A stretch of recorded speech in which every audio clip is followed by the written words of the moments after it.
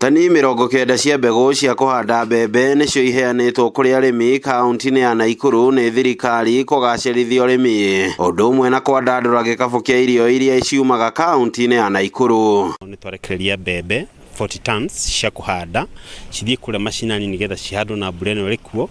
Mbembe ici tũratanya nĩ cigũkinyĩra arĩa marĩ na mawathe na arĩa marĩ na mathĩna na already nĩ marĩ identified.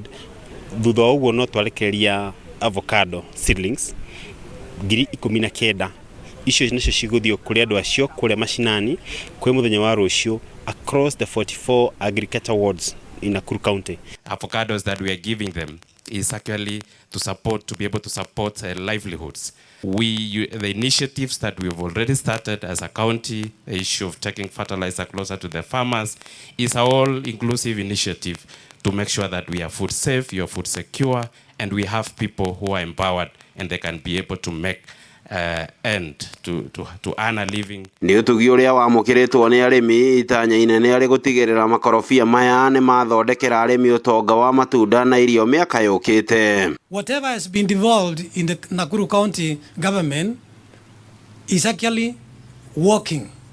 All the departments which are devolved are working. Barabara, maji, water, we have already drilled as by now more than 60 boreholes in Nakuru County.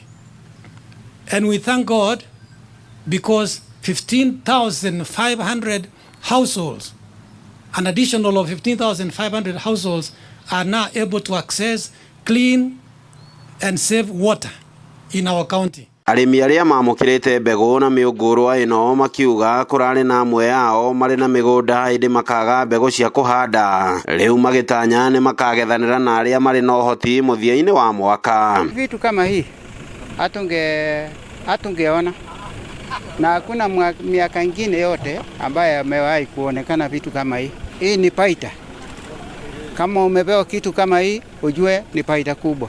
Gavana wetu amefikiria mkulima ule mdogo, especially huko mashinani tuko na people with disabilities, very poor people wenye hawezi afford hata kununua hiyo packet ya mahindi ama kununua hiyo mche wa avocado. Ngĩribotera Inooro TV kuma kaunti-inĩ ya Nakuru. Rĩtwa rĩakwa nĩ Robert wa Maina.